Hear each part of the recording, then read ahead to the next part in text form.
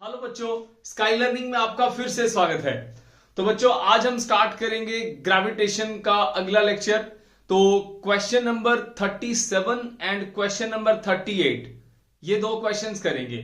और बच्चों ये जो कॉन्सेप्ट है इसके ऊपर वो है variation in G due to rotation of earth. तो अर्थ का जो अपनी एक्सिस के अबाउट जो स्पिन होता है, जो रोटेशन होता है, उसके कारण ग्रेविटी में क्या चेंज आता है उसका फॉर्मूला डिस्कस करेंगे, उसका डेरिवेशन करेंगे एंड ये क्वेश्चन डिस्कस करेंगे। क्लियर है बच्चों? सबसे पहले हम ये क्वेश्चन डिस्कस करेंगे क्योंकि मैं तुम्हें अभी एक फॉर्मूला बताने वाला हूं और उस फॉर्मूला को हम यहां अप्लाई करेंगे। क्लियर है? उसके बाद जिन बच्चों को डेरिवेशन करना है वो वीडियो को आगे करें, आगे मैंने इसका डेरिवेशन किया हुआ है। क्लियर है बच्चों? तो स्टार्ट करते हैं। टॉपिक का जो हमारा नाम है, जो हमारा कॉन्सेप्ट है, कॉन्सेप्ट का नाम है variation in G due to rotation of earth, या इसको लैटिट्यूड भी बोलते हैं। ठीक है? तो variation in G due to rotation of earth. Clear है? अर्थ की रोटेशन की वजह से क्या फर्क पड़ता है। तो बच्चों फॉर्मूला है इसका। अब पहले हम एक अर्थ बना लेते हैं।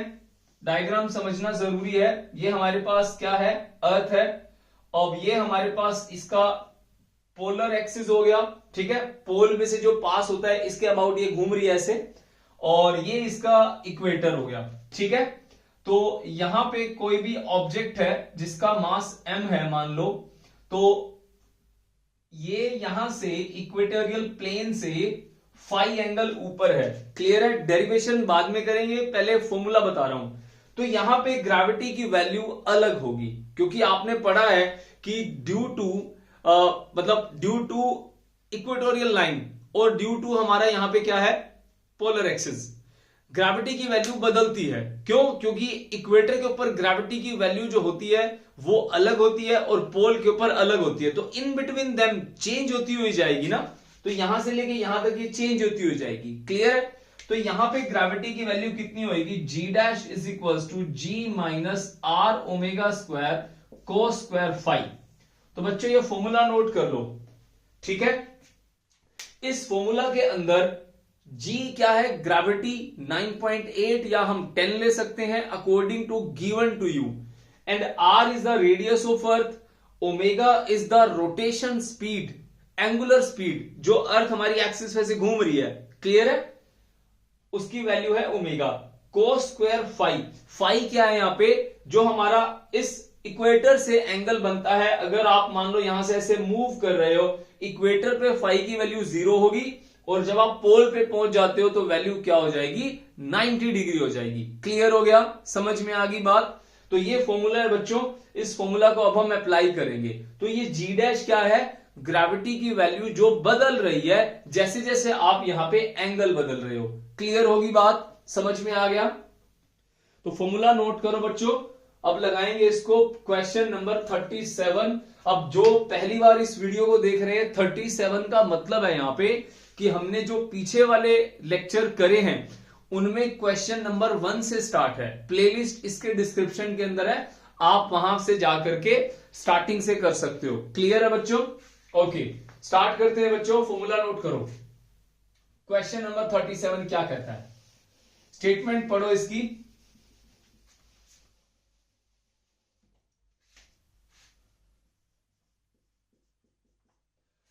तो if the angular velocity of the earth spin is increased, okay बच्चों ये हमारी अर्थ है। ठीक है? इसकी रोटेशन स्पीड बढ़ा दो, इसकी रोटेशन बड़ी तेज तेज घुमाने लग जाओ, बड़ी तेज तेज। क्लियर है? जब आप इसको तेज घुमाओगे तब क्या होगा? सोच के देखो। अगर आप मान लो किसी गोल गोल झूले पे हो, जो गोल वाला झूला नहीं होता पार्क में, तुमने देखा होगा, वो एक एक्सिस के ऊपर और 2-4 सीट बनी होंगी, आप उस पर घूम रहे हो, या फिर गो मैरी गो राउंड वाला नहीं होता, घोड़े से बने होते हैं, आप उसके ऊपर बैठ गए। तो जब वो घूमेगा तो क्या होगा? जो उसके ऊपर घोड़े होते हैं चेन से लगे हुए होते हैं वो ऐसे है मान लो, जब जोर से घूमेगा तो ये ऐसे हो जाएगा ना, जब बहुत ज्यादा तेज हो जाएगा तो ये बिल्कुल ऐसे हो जाएगा। क्लियर है? समझ में आ गई बात? ओके, तो ये कह रहे हैं कि बढ़ा दिया। अगर आप इतनी तेज बढ़ा दो, इतनी तेज बढ़ा दो कि इक्वेटर पे कोई बॉडी है वो उड़ने लग जाए, मतलब आप सोच के देखो, इतनी तेज आप किसी चीज को घुमा दो कि जो हमारा इक्वेटर पे, अर्थ के इक्वेटर पे जो कोई भी पर्सन है वो उड़ने लग जाए, तो इसका मतलब क्या है, जो ग्रेविटेशनल फोर्स या ग्रेविटी टुवर्ड्स द सेंटर जा रही है वो क्या हो गई हमारी, उसका अट्रैक्शन वीक हो गया। इसका मतलब जो बाहर लगने वाला फोर्स है वो फोर्स क्या हो गया, इंक्रीज हो गया, बढ़ गया। क्लियर होगी बात, तभी तो बाहर की तरफ उड़ेगा ना। ओके, तो फिर क्या कहता है, the duration of the day would be approximately, तो इसको बहुत ज्यादा बढ़ा दिया बच्चों, तो मतलब इसका ओमेगा बहुत ज्यादा बढ़ा दिया। तो और क्या गिवन है, ग्रेविटी एट इक्वेटर, तो ग्रेविटी एट इक्वेटर लिख लेता हूं मैं जी डैश की बजाय, ग्रेविटी एट इक्वेटर कितना हो गया, 0 हो गया। क्लियर है, what would be the duration of the day, मतलब टाइम कितना लगेगा अर्थ को एक चक्कर काटने पे। कंडीशन क्लियर हुई, जब कभी भी अर्थ की स्पीड बढ़ा दो तो उस समय जो रोटेशन इतना ज्यादा हो गया कि जो पर्सन इक्वेटर पे है वो उड़ने लग जाए। क्लियर होगी बात, वेटलेस हो गया एक तरह से ना, उड़ने लग गया। ओके, स्टार्ट करते हैं बच्चों, फॉर्मूला आपके सामने है, क्लियर है, ओमेगा आपके सामने ये रहा। अब इक्वेटर के ऊपर फाई कितना होगा, इक्वेटर बच्चों हमारा यहां पे है, मैंने अभी 2 मिनट पहले कॉन्सेप्ट करवाया है। यहां पे अगर कोई पर्सन है, मास m, ये एंगल है फाई, इसको बोलते हैं इक्वेटर, इसको बोलते हैं पोल। इक्वेटर पे फाई कितना होगा, 0 डिग्री होगा।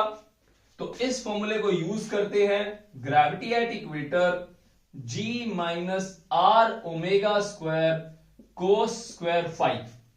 बात समझ में आई, बढ़िया। अब क्या करेंगे, अब यहां पे फाई की वैल्यू को 0 डिग्री पुट कर देंगे। 0 पुट करोगे तो क्या आएगा, gravity at equator equal to G minus are omega square cos 0 क्या होता है, 1 होता है। ये वाली वैल्यू गायब हो गई, मैं लिख देता हूं कोस 0 डिग्री 1, ये आ गया बच्चों। अब क्वेश्चन पे आ जाओ, ग्रेविटी इक्वेटर पे कितनी हो जाएगी, 0। अब ये जो इसने 0 बोला है, आपको इसको अपनी लैंग्वेज में समझना है कि फ्लोटिंग, कोई भी चीज फ्लोट कब करती है, जब उसको खींचने वाला फोर्स क्या हो, कम हो जाए। क्लियर हो गया, मतलब ग्रेविटी की वैल्यू यहां पे क्या हो गई, 0 हो गई। 0 equal to G minus are omega square, G इधर आ गया, माइनस का जी और बचा उधर माइनस का आर ओमेगा स्क्वायर, माइनस से माइनस कैंसिल हो गया, जी इक्वल्स टू आर। बच्चों एक ओमेगा का फॉर्मूला होता है, हमेशा याद रखना, 2 पाई बाई टी। ओमेगा है क्या यहां पे, एंगुलर वेलोसिटी, ठीक है। मैं फॉर्मूला लिख देता हूं यहां पे, omega equals to 2 pi by T. वैसे थीटा अपॉन टाइम होता है, मैंने 2 पाई बाई टी क्यों लिया, क्योंकि पूरा एक चक्कर आ रहा है यहां पे, समझ में आ गया, पूरा एक रेवोल्यूशन हो रहा है। तो 4 pi square bye T square. Clear हो गया, टाइम निकालना है, टाइम ऊपर ले आओ, ग्रेविटी नीचे ले जाओ। तो एक लाइन और लगा लेते हैं, तो T square equals to R 4 pi square by gravity. T की वैल्यू कितनी आ गई बच्चों, अंडर रूट में R 4 pi square by gravity. तो 4 पाई बाहर आ जाएगा, 2 पाई बाय टी, तो T equals to 2 pi by T, sorry 2 pi और आर डिवाइड बाय जी। क्लियर है बच्चों, ये फॉर्मूला तैयार हो गया हमारे पास। अब इस फॉर्मूले में पाई की वैल्यू डाल दो, गिवन है 3.14, आर गिवन है, मीटर में कन्वर्ट कर लेंगे 1000 से मल्टीप्लाई, और ग्रेविटी 10 है, वैल्यू डाल दो, आंसर निकाल लो। क्लियर हो रहा है बच्चों, T इज इक्वल्स टू 2 पाई की वैल्यू डाल देता हूं 3.14 इंटू आर कितना है 6400 इंटू 1000 डिवाइड बाय कितना है जी इंटू मतलब 10 आ गया। अब बच्चों इसको देख लो, काट लो इसको, 2 गुना में 3.14 रूट 10 से 10 कट गई, 20 64 इंटू 10 की पावर 4। देखो बच्चों 64 का रूट क्या होता है 8 आ गया। 10,000 का क्या होगा 100, कितना हो गया 2 गुना में 3.14 8 गुना में 100। इसकी मल्टीप्लाई कर लो, पॉइंट हटा, नीचे कितना आ गया 100, 20 से 20 कट गई, इसको इससे गुना कर लो, कितना आ गया 16। ठीक है 8 टू 16, 16 को मल्टीप्लाई कर लो 314 से, 6 4 2 8 18 4 1 3 4 2 0 5 5024 5024 सेकंड के अंदर आएगा ना, क्योंकि हमने यहां पे एसआई यूनिट लिए हैं मीटर। ओके यहां पे क्या है मिनट्स के अंदर है, तो इसको मिनट्स में कन्वर्ट करने के लिए आप इसको डिवाइड कर दो 60 से। कैसे, क्योंकि बच्चों 1 मिनट में कितने सेकंड होते हैं 1 मिनट में 60 सेकंड होते हैं, तो 1 सेकंड में 1/60 मिनट होएगा ना, तो इसको 60 से डिवाइड कर लो। अब दिख रहा है आपको, इसको जब आप कैंसिल करोगे तो फ्रैक्शन में आएगा, इसको 10 कर लेता हूं, काट लो इसको, 6 को 6 पे 8 48 आ गया, न सॉरी 2 6 पे 6 18 83.7, तो 83 नियरली इक्वल यही है। ठीक है क्योंकि 60 है नहीं, 1200 बहुत ज्यादा हो गया, लगभग 83 या 84 मिनट्स लगेंगे, 83 points. Option number D clear है बच्चों, सिंपल सा कैलकुलेशन है, अच्छा क्वेश्चन है, क्लियर है, 2021 में आया हुआ है। क्लियर हो गया, समझ में आ गया, बढ़िया। ओके अब चलते हैं हम अगले सवाल के ऊपर, हमारे क्वेश्चन नंबर 38।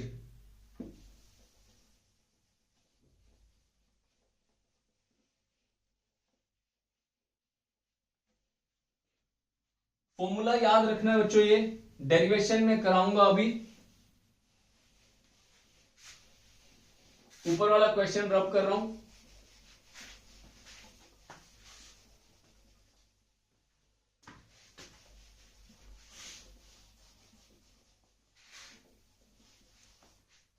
नेक्स्ट क्वेश्चन है क्वेश्चन नंबर 38। क्या कहता है बच्चों ये, answer number 38, the acceleration due to gravity on the earth's surface at the poles is g and the angular velocity about the axis passing through the pole is omega. Okay, the acceleration due to gravity on the earth's surface at the poles, अर्थ बना ली बच्चों, ठीक है, ये हमारे पोल हो गए, ये equator हो गया, तो यहां पे ग्रेविटी g है, g एंड वेलोसिटी कितनी है इसकी omega. An object is weighed at the equator and at a height h above the poles by using spring balance. If the weights are found to be same, then h is this. एक object है बच्चों, उसको मापा गया है, major किया गया है इक्वेटर पे, and a height h above the poles। ठीक है, तो बच्चों पोल के ऊपर, 1 मिनट रुको,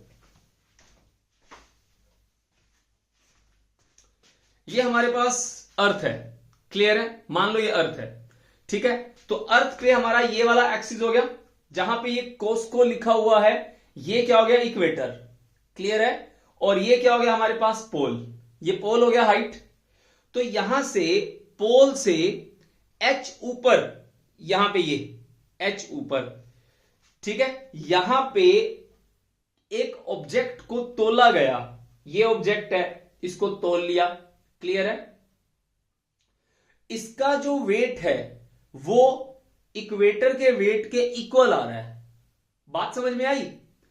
देखो वैसे यहां पे ग्रेविटी की वैल्यू जो क्या है वो, अगर आप पोल की बात करें, पोल पे रेडियस कम होता है तो ग्रेविटी ज्यादा होती है, और इक्वेटर की बात करें तो इक्वेटर लंबा होता है, आर ज्यादा होगा, ग्रेविटी कम होगी, तो मतलब वेट कम होएगा। अगर पोल से हम बॉडी को ऊपर की तरफ लेके जा रहे हैं मतलब स्पेस में, वहां पे ग्रेविटी की वैल्यू कम हो रही है, एक जगह ऐसी आएगी वो वेट इक्वेटोरियल वाले जो हमारा इक्वेटर का जो वेट है उसके बराबर आ गया। समझ में आ गई बात? तो आपसे ये पूछ रहा है कि कितनी ऊंची हाइट पोल से लेके जाए कि वो बॉडी का वेट कितना आ जाए, बराबर आ जाए। समझ में आ गई बात? क्लियर हुआ? ओके, फिर से समझाता हूं आपको। अब ये इक्वेटर है, एक फिजिकल बैलेंस लिया, स्प्रिंग बैलेंस में हमने इक्वेटर पे वेट किया, कितना आया weight at equator? mge। Clear हो गया? अब यहां पे वही वेट कितना आएगा? wp is equals to mgp। अब ये दोनों इक्वल नहीं है, ये कहता है कि एक सर्टेन हाइट ले लो, थोड़ा पोल से ऊपर चले जाओ। केस 2, हमने क्या किया, यहां से थोड़ी हाइट ले ली h यहां पे, तो यहां पे अब जो वेट किया पोल पे, वो वेट किसके इक्वल आ रहा है? Weight of equator. क्लियर हो गया? समझ में आ गई ना बात? तो कंडीशन मिल गई क्या? Weight of pole, weight of pole at height h is equals to weight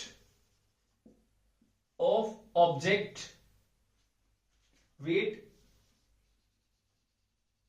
at, ठीक है, weight at pole at height h, तो weight of object at equator, ठीक है, बराबर आ गया। तो लिख लेते हैं mg pole is equals to mg equator.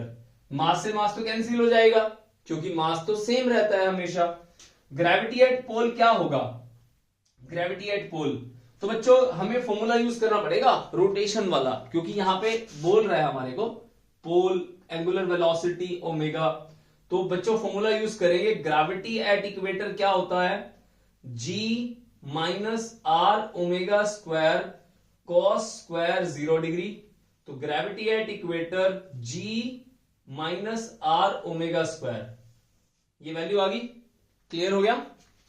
Put कर दो g minus are omega square. Gravity at pole निकालना पड़ेगा, ग्रेविटी एट पोल निकालना पड़ेगा। तो gravity at pole g minus are omega square cos square 90, 0 हो गया। तो ग्रेविटी एट पोल, अब ये कहां पे है? सरफेस पे। h हाइट ऊपर गए और जो हाइट है वो बहुत कम है comparison of radius of earth, तो फॉर्मूला याद करो, variation in g due to height क्या था? g equals to g dash equals to g into 1 minus 2h by r। Formula याद होना चाहिए आपको ये बच्चों, अगर फॉर्मूला याद नहीं है फिर गड़बड़ हो जाएगी, फॉर्मूला याद होना चाहिए। तो g की वैल्यू क्या हो गई? ये वाली हो गई। तो यहां पे वैल्यू पुट करो, ग्रेविटी एट इक्वेटर क्या हो गया? g dash which is g into 1 minus 2h by r। जिन बच्चों को ये कॉन्सेप्ट क्लियर नहीं हुआ, आप लोग, मैं डिस्क्रिप्शन में लिंक डाल रहा हूं पूरी प्लेलिस्ट का, प्लेलिस्ट में देखो लेक्चर कौन सा है जिसमें variation in g due to height है, उसका डेरिवेशन समझो, उसके न्यूमेरिकल है वो करो, ये आपको आना चाहिए। स्कूल लेवल के लिए भी बहुत इंपॉर्टेंट है और आपको वैसे भी याद होना चाहिए। क्लियर है? तो ये फॉर्मूला यहां पुट करो, ये वाला, तो g into 1 minus 2h by r। Clear होगी बात? अब यहां से हमें क्या निकालना है? हमें यहां से हाइट फाइंड आउट करनी है। क्लियर है? मल्टीप्लाई कर लो इसको, मल्टीप्लाई कर लो इसको, कितना हो गया? g minus 2hg by R equal to g minus are omega square. ठीक है, g से g कैंसिल हो गया, माइनस से माइनस कैंसिल हो गया, तो 2hg/r equal to r omega square. Height निकालनी है, हाइट कितनी आएगी, height is equals to r, ये ऊपर गया square omega square by 2g। Option देख लो कौन सा है, आपका आंसर आ गया r/2g। 8 पहला आपका आंसर आ गया बच्चों। समझ में आ गया कैसे करना है, क्लियर हो गया। अब चलते हैं हम हमारा डेरिवेशन करेंगे। जो रोटेशन की वजह से हमने जो ये फॉर्मूला बनाया था, मैंने मिटो दिया, फॉर्मूला डिराइव करेंगे ये वाला कि यहां पे फाई जो है हमारा, अगर कोई ऑब्जेक्ट लैटिट्यूड गेन कर लेता है रोटेशन की वजह से, उसके अंदर कितना ग्रेविटी में इंपैक्ट आता है। क्लियर है, डेरिवेशन देखो।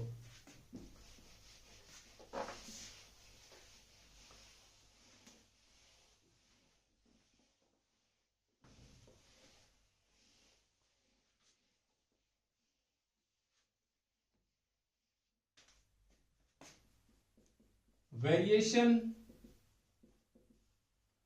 in G due to rotation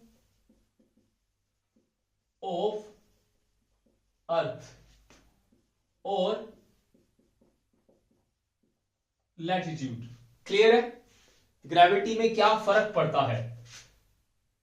अब मान लो ये हमारे पास क्या है, अर्थ है बच्चों, ठीक है। अब ये क्या है, इसका एक्सिस हो गए दोनों, रेडियस। यहां पे ये है हमारे पास इक्वेटर। अब यहां से कोई पर्सन मान लो इधर है P पॉइंट के ऊपर, और कोई भी एंगल फाई, इक्वेटर से कोई भी एंगल फाई, मैं फिर से तुम्हें बॉल पे दिखाता हूं। अब मान लो बच्चों ये कोई पर्सन है, वो मान लो यहां है, इधर, यहां मान लो इधर, ठीक है, यहां पे है। यहां से कहां जाएगा, यहां से मान लो यहां आना है, तो ये ऐसे चलता हुआ आएगा ना, यहां से चलता हुआ आएगा ऐसे यहां पे। अब मान लो वो इस व्हाइट पट्टी पे है इधर। अब यहां देख रहे हो तुम, ये चीज इसको मैं थोड़ा कंप्लीट कर देता हूं, ये देख रहे हो। अब मान लो वो यहां पे आ गया इस व्हाइट कलर की पट्टी पे, तो यहां पे आने के बाद आप अगर इसके सेंटर में जाते हो, अंदर जाते हो, अंदर यहां से लेकर के यहां तक का ये वाला डिस्टेंस हमारा रेडियस हो गया। अब यहां पे ये घूम भी तो रही है ना, अर्थ हमारी रोटेट भी तो कर रही है ना, रोटेशन भी तो चल ही रहा है इसके अंदर। तो रोटेशन की वजह से यहां पे जो हमारा ये जो सर्कल बना है, इस सर्कल का जो रेडियस है r, वो ये बनेगा r। तो ये ऐसे घूम रही है ना, ऐसे घूम रही है। अब सोच के देखो, इस बंदे का मास m है, यहां से अर्थ इसको सेंटर पे खींच रही है नीचे की तरफ, ग्रेविटी। अब रोटेशन की वजह से इसके ऊपर सेंट्रीफ्यूगल फोर्स लग रहा है, वो लग रहा है बाहर की तरफ ऐसे। कौन सा फोर्स, सेंट्रीफ्यूगल फोर्स। क्लियर हुआ। अब ये बैलेंस्ड हो गया ना एक तरह से। क्यों, ये इधर की तरफ जा रहा है, इसको नीचे खींच रहा है, कोई ना कोई रिजल्टेंट लग रहा होगा इसके ऊपर। रिजल्टेंट फोर्स जो होगा इसके ऊपर, वो एक नया इंपैक्ट देगा ग्रेविटी को। क्यों, क्योंकि नीचे की तरफ फोर्स लग रहा है mg, इधर की तरफ क्या लग रहा है, सेंट्रीफ्यूगल। तो यहां पे कोई ना कोई रिजल्टेंट निकलेगा। समझ में आ गई बात। तो मैं इसको रिजल्टेंट के वे से नहीं करूंगा, इसका एक बड़ा सिंपल तरीका है। देखो बच्चों, अब ये एंगल फाई है, अगर मैं मान लो इसको थोड़ा सा इंक्रीज कर लूं, एक्सटेंड कर लूं, तो ये एंगल भी क्या हो जाएगा, फाई हो जाएगा। ये वाला एंगल भी क्या हो जाएगा, फाई हो जाएगा। क्लियर है, फाई हो गया। ये जेड वाले एंगल, ये सेम पैरेलल के साथ एंगल। क्लियर है। अब सेंट्रीफ्यूगल फोर्स हमारे पास इधर की तरफ है, तो ये क्या हो जाएगा हमारे पास, सेंट्रीफ्यूगल फोर्स का कंपोनेंट एम आर। देखो यहां पे कैपिटल आर नहीं लूंगा, क्योंकि यहां पे जो रोटेशन है ना, वो अगर मैं यहां पे दोबारा बनाऊं इसको, ये वाला रेडियस होगा ना इसका, ये वाला आर, जैसे मैंने यहां बॉल पे बनाया इस तरह से, क्योंकि ऐसे घूम रही है ना ये। जो बंदा जहां पे पोजीशन बदलेगा उसके हिसाब से रेडियस चेंज होगा ना उसका। ठीक है, तो इस आर की वैल्यू हमें फाइंड आउट करनी है। जो वैल्यू आर की यहां पे होगी, वही वैल्यू सेंट्रीफ्यूगल फोर्स में ऐड हो जाएगी, मतलब लग जाएगी। M R omega square cos phi, एक कंपोनेंट यहां लगेगा और एक कंपोनेंट इधर लगेगा जो कि होगा साइन। हमें सिर्फ इससे मतलब है, क्लियर है, क्योंकि ये इसके अपोजिट है। क्लियर है बच्चों? अब बॉडी कहीं जा नहीं रही है, स्टेबल है, तो यहां पे क्या होगा, जो नेट फोर्स रहेगा हमारे पास, नेट फोर्स एफ नेट की वैल्यू कितनी होगी हमारे पास, एम जी डैश, जो हमारे को नेट वैल्यू देगा। और एफ नेट कितना लग रहा है, इक्वल एंड अपोजिट है, तो M R M G minus M R omega square cos phi equal to M G dash. Clear है? कैसे हुआ ये एफ नेट, समझ में आ गया ना? एम से एम कैंसिल हो गया, तो ग्रेविटी कितनी होगी इस पॉइंट के ऊपर, G minus are omega square cos phi.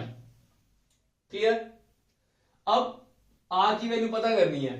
अब देखो बच्चों, ये है हमारे पास आर रेडियस, आर कोस, ठीक है, आर कोस आर साइन। अगर मैं इसको यहां के हिसाब से देखूं तो ये वाला प्रोजेक्शन यहां पड़ेगा, तो जितनी वैल्यू ये होगी उतनी वैल्यू ये होगी। क्लियर हो गया ना? दोबारा देखो इसको, ये हमारे पास आर है, ठीक है, यहां पे ये क्या बन रहा है, फाई, इसकी वैल्यू आर है, यहां पे भी क्या बन रहा है, फाई। अगर मैं इस आर के कंपोनेंट बनाऊं, आर कोस आर साइन, यही बनेगा ना, तो ये वाला कंपोनेंट इसके इक्वल होगा, तो यहां पे स्मॉल आर की वैल्यू कितनी है, आर कोस फाई।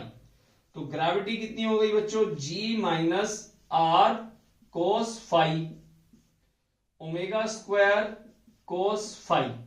कितना वैल्यू आ गया हमारे पास, जो फॉर्मूला हमने पढ़ा था अभी, g dash g minus are omega square cos cos cos square phi.